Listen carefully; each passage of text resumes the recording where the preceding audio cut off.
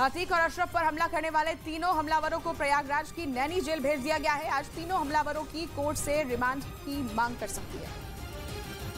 सनी सिंह, लवलेश तिवारी और अरुण मौर्य ये वो तीनों हमलावर हैं जिन्हें पुलिस ने अतीक और अशरफ की हत्या के बाद गिरफ्तार किया।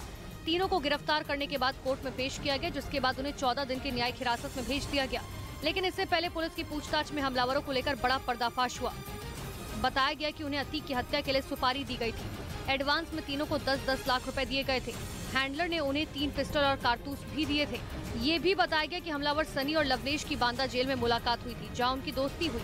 सनी और अरुण पहले से ही दोस्त थे। सनी ने ही लवलेश की दोस्ती अरुण से कराई थी। पुलिस से हुई पूछताछ में पता चला कि हमलावर अतीक और अशरफ की हत्या कर डॉन बनना चाहते थे। और एक बार फिर से रुक कर लेते हैं हमारी सहयोगी सबीना का। सबीना, देखिए जिस तरीके से तीनों हमलावरों ने इस हत्याकांड को अंजाम दिया, उसने हर किसी को सन्न करके रख दिया।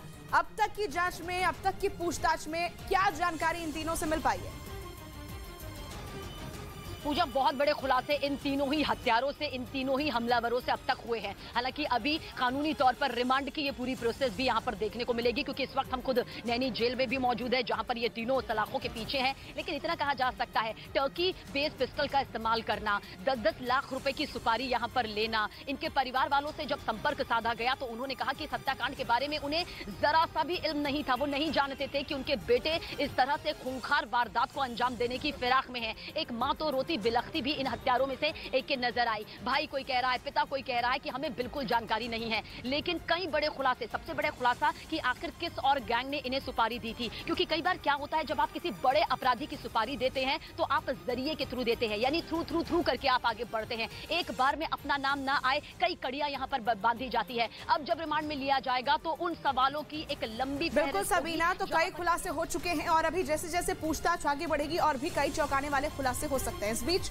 अमृतसर से खबर बता दें आपको, जहां पर बीजेपी नेता को गोली मार दी गई। गोली लगने के बाद बीजेपी नेता की हालत नाजुक बताई जा रही है। बताया गया कि बदमाशों ने बीजेपी नेता के घर में घुसकर गोली मारी। अमृतसर से ये बड़ी खबर, जहां पर बीजेपी नेता को गोली मारी गई और बदमाशों के हौसले किस कदर बुलंद थे कि बीजेपी नेता के घर में घुसकर उन्हें गोली मार दी गई। ये बड़ी खबर आपको बता रहे हैं। और गोली लगने के बाद बीजेपी नेता की हालत नाजुक बताई जा रही है। अमृतसर से ये बड़ी खबर है, जहां पर बीजेपी नेता को घर में घुसकर बदमाशों ने गोली मार दी।